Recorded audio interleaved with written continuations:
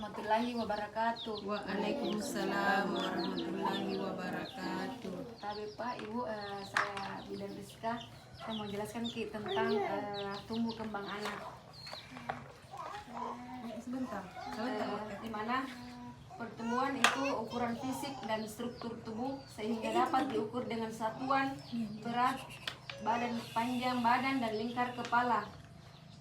Ciri-ciri tumbuh kembang pada anak yaitu menimbulkan perubahan, tumbang tahap awal, menentukan perkembangan selanjutnya, kecepatan berbeda, perkembangan berkolerasi dengan pertumbuhan, perkembangan mempunyai pola yang tetap, dan perkembangan memiliki tahap yang berurutan. Kenapa penting dinilai pertumbuhan dan perkembangan? Yang pertama, harus sejalan, tidak terpisahkan, dapat dikoreksi sedini mungkin, dan anak yang sehat akan tumbuh dan berkembang dengan baik. Ciri-ciri perkembangan anak itu, pertama, perkembangan dimulai pada masa pranatal dan proses belajar dimulai setelah lahir. Yang kedua, perkembangan sebagai dimensi yang saling berhubungan. Perkembangan ini termasuk fisik, kognitif, sosial, spiritual, dan emosional saling mempengaruhi satu sama lain. Yang ketiga, perkembangan dan belajar, di mana berlangsung berkelanjutan sebagai hasil interaksi dengan orang, benda, dan lingkungan sekitar. Keempat, pola perkembangan anak adalah sama pada semua anak, tetapi kecepatannya berbeda antara anak yang satu dan anak yang lain. Yang kelima, terjadinya perubahan dalam proporsi tubuh anak, berubah sesuai dengan fase perkembangan. Karena biasanya Bu, ada anak-anak itu perkembangannya itu ada yang cepat dan ada yang lambat. Diam. Jadi prinsip-prinsip tumbuh kembang anak itu biasanya merupakan hasil proses kematangan, dan belajar merupakan proses intrinsik yang terjadi dengan sendirinya. Pertama itu dia belajar berasal dari latihan, berusaha untuk berjalan. Pola perkembangannya dapat diramalkan. Terdapat persamaan pola perkembangan pada semua anak-anak. Jadi di sini biasanya berat badannya itu dipengaruhi karena genetiknya atau keturunan dari orang tuanya, asupannya yaitu biasa makanan, minuman, atau cemil-cemilan, sama penyerapan usus, aktivitas fisik, metabolisme tubuh, hormon, dan penyakit kronik. Aspek yang perkembangan yang dipantau di sini Bu, Pak, gerak kasarnya atau motoriknya anak-anak adalah aspek yang berhubungan dengan kemampuan anak melakukan pergerakan dan sikap tubuh yang melibatkan otot-otot besar seperti duduk, berdiri, dan sebagainya. Aspek perkembangan yang dipantau yaitu gerak halus atau motorik adalah aspek yang berhubungan dengan kemampuan anak melakukan gerakan yang melibatkan bagian-bagian tubuhnya tertentu dan dilakukan oleh otot-otot, tapi memerlukan koordinasi yang cermat seperti mengamati sesuatu, menjepit, menulis, dan sebagainya.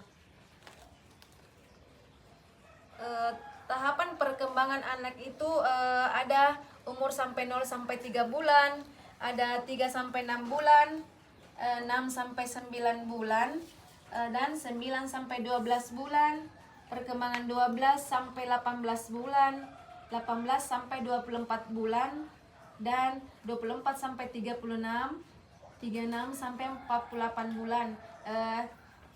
Berbagai ini ada beberapanya yang harus diperhatikan, apalagi dari asupannya dan pada anak tak dengki sekali-sekali sembarang kita kasih makankan.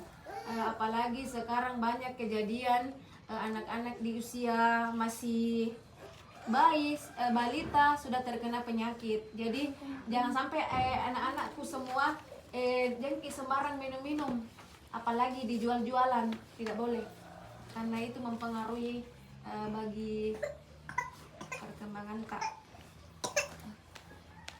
Mungkin dari ibu-ibu atau bapak ada yang bisa ditanyakan? Mau bertanya Kak, ini kalau misalnya faktor-faktor apa itu yang mempengaruhi pertumbuhan dan perkembangan anak? Makasih Bu, tadi pertanyaannya bagus sekali.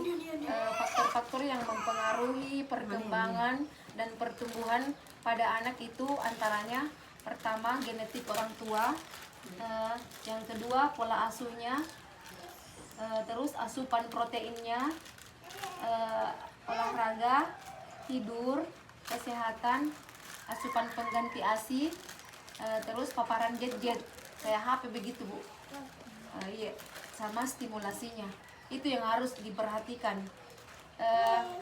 Terus kondisi yang dapat menyebabkan keterlambatan dan perkembangan anak itu antaranya kelainan genetik seperti Down syndrome yang itu Bu, buka 1000 ada tuh, ada banyak seperti itu Bu. Kedua, gangguan spektrum autisme, yang autis, janin terpapar oleh alkohol atau obat-obatan terlarang saat berada di dalam kandungan, itu juga yang perlu diperhatikan. Iya. Terima kasih Bu. Mau bertanya Bu, kenapa itu biasa anak-anak malas makan? Kenapa anak-anak tidak mau makan nasi atau bosan? Karena ada banyak hal yang bisa membuat anak tidak mau makan nasi. Bisa jadi karena anak tidak suka dengan rasa nasi yang hambar atau teksturnya yang lembek. Terus ada beberapa anak juga mungkin karena enggan makan nasi karena pengalaman yang buruk saat makan nasi. Lebih jelasnya berikut itu ada beberapa kemungkinan kenapa anak susah makan. Pertama, bosan dengan rasa nasinya. Karena nasi adalah makanan pokok sehari-hari orang Indonesia, tetapi sebenarnya sama saja seperti orang dewasa yang bisa merasa bosan Ibu karena dari tekstur makanan Pak. Jadi mungkin bisa kasih apakah supaya anak-anak itu bisa menarik supaya rajin makan nasi, karena mungkin juga yang kedua mungkin belum lapar, jadi si kecil tidak mau makan nasi. Jadi yang ketiga sedang dalam fase pilih-pilih makan nih.